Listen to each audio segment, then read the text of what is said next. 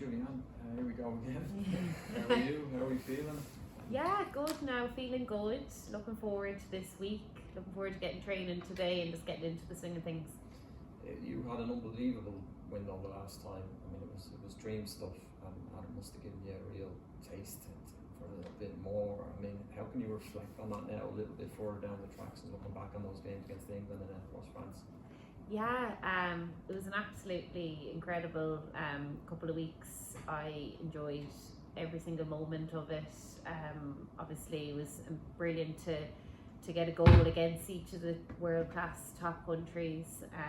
I was just so excited to be back in with the girls as well, and I think it was great performances as well that we ended the campaign on a high. So just looking forward to building on that and for these next two games. And I assume Rosie is looking forward to another big window. She is. She's excited to come in and be back with all her aunties again. I'm leaving her at home for the Georgia trip. I think it's a bit too much on her little body. So she'll meet us on Saturday back in Dublin. So herself and my husband Kieran will come up and she'll be in camp then for the couple of days before the home game. I know you're going to get asked this, and you probably have done already this morning, but like your name was used in the last week as a reference point for a player who has stepped up directly from the League of Ireland so well and so emphatically well. Not to draw you into the whole argument or debate around that, but like just from your own point of view, I know you have extensive international experience before the last window anyway, but yeah. Like just how much do you have to do outside of playing for Galway to keep yourself conditioned and physically prepared to go in and play against an England or France or any senior international game? Yeah, I look after myself. I kind of treat myself like a professional athlete. I'm training twice a day. I'm looking after myself in terms of nutrition and sleep and whatnot. So I think to be able to play against world-class players, that's what you need to do. Obviously, in the League of Ireland, we're not at that professional status across all the teams yet. So I do have to do that extra bit to be able to compete and perform against these teams. And so would you just maybe give us an idea of your own personal program? You're in the gym every day, or you're doing something every day of the week? Yeah.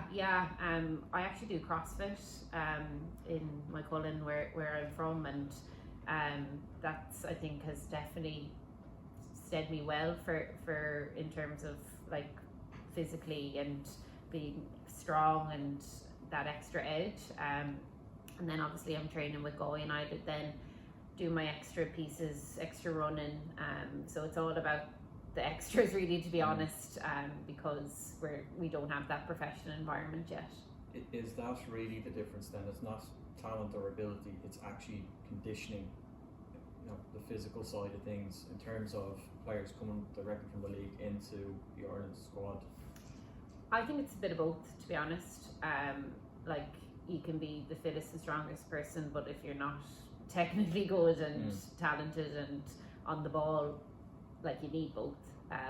But I think a lot of it is to do with fitness as well. Like previous years, Ireland teams have competed maybe to 45 minutes and then we've dropped and conceded goals, and that was probably because we weren't there from a fitness level. So but I think it's all about kind of contact time on the ball as well, and you just need to be there, an all-rounder. There is, sorry, just one last one for me, but just in terms of the depth of the squad, like there are others, but say Lucy Quinn as an example, she was the player of the month for Birmingham City in September in the championship, made a great start to the season. Not in the squad. I mean, the competition now is probably, I don't think it's ever been as strong now as it currently is, so there is serious depth as well.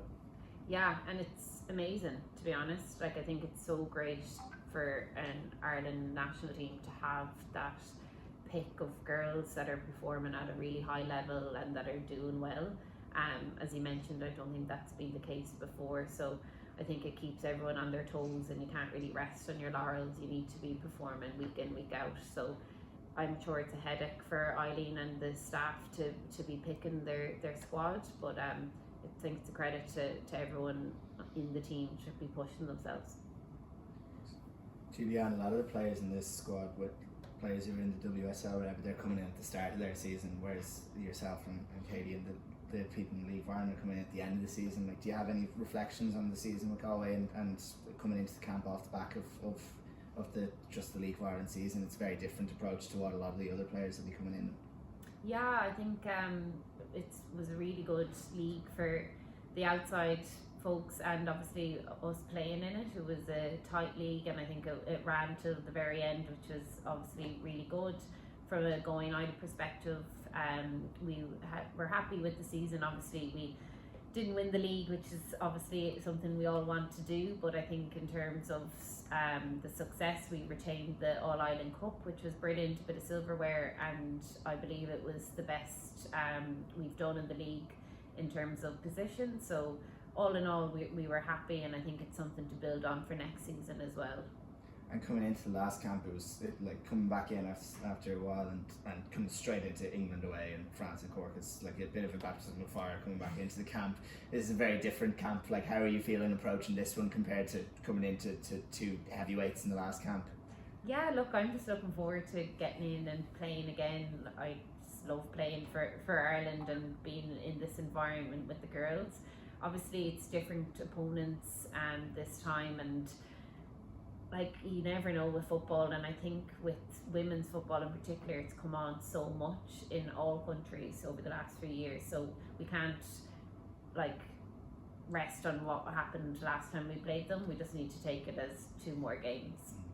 That night against France and Cork was such a special night. I think like there was a real sense afterwards of just how happy the team were to get a big win like that in Cork. Do you have any reflections on that night in particular and how special it was in Páirc Uí Chaoimh that night?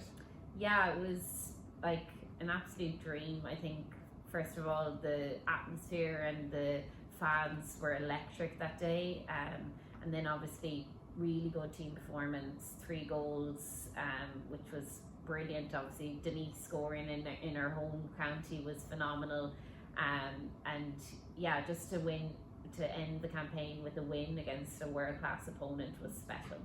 Just the last one from me, I saw you had on Instagram the other day a video of Rosie kicking the ball, saying Rosie for Ballon d'Or. Are you hoping to bring her out in the training pitch? Maybe get Kaylee and the girls working a few tricks with her next week? Yeah, maybe we'll work on her touch, but yeah, no, it's lovely. She's walking now and she's flying around with the football, which is hilarious to see. But yeah, no, it'll be great for her to be around all the girls again and have those role models in her life.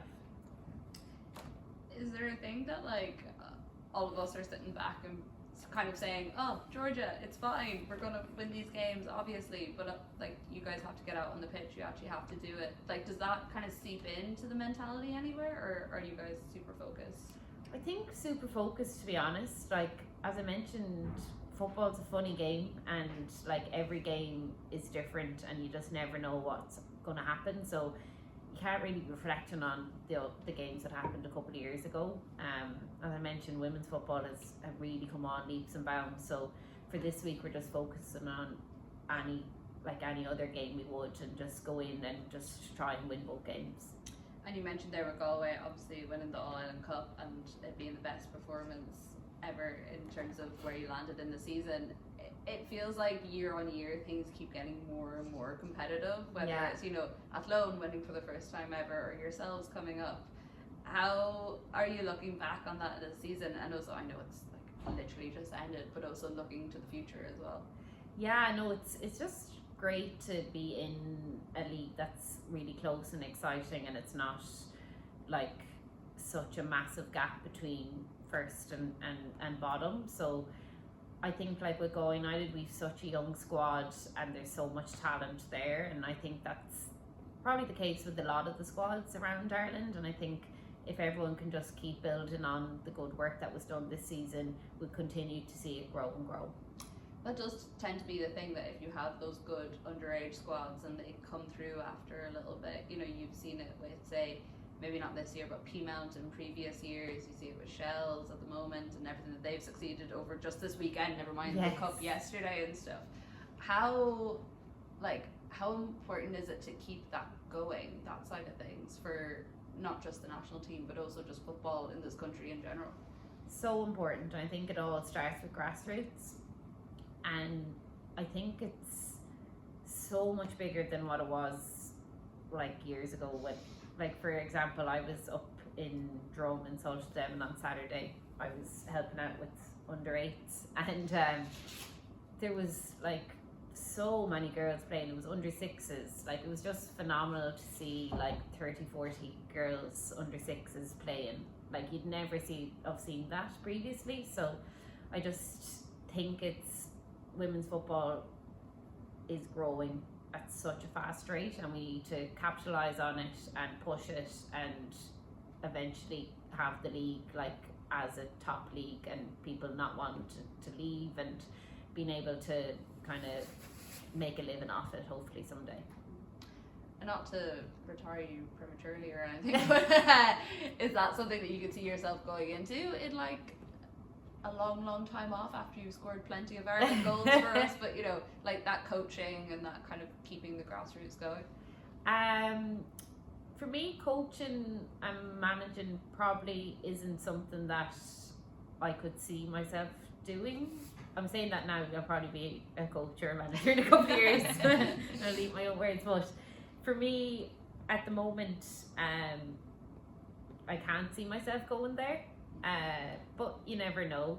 But I'll always have a keen interest on like pushing the women's game and pushing women's sport in general, to be honest.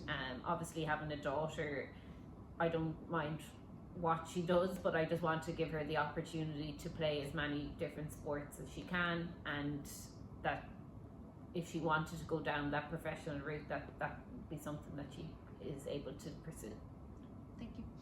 Julianne, sorry, do you think that there's a need for a bridge at the minute? Because there's an under 19s, an Ireland under 19s team, then there's the seniors. There's been a lot of talk about the 23s team. Just when you're talking about like the development of the league and your hopes for the league, like is something like that, would it help players in the league, because it's attainable? It's more attainable than jumping directly into the senior setup. Yeah, I believe it's imminent. Like, I think that it's just down to budget and stuff like that, but I think once it does come into place, it would be brilliant. Obviously there's some girls that are able to step up straight away, and then there's some girls that aren't, and I think if there is the 23s in place, it's something for them to strive to, and it's something that they can kind of keep developing, and I think it'll benefit the seniors then, because they'll be ready to just slot in and they won't have to take a year or so to kind of gradually build up. So I think once that gets in place, it'll be really beneficial for the girls and for the national team as a whole. So you, as far as you are aware, is this coming soon or it's on the way? I believe so. I'm not part of the committee or anything, but yeah, I believe it's coming soon. Okay. Thanks. Thank you very much. Thank you. No worries. Thank you.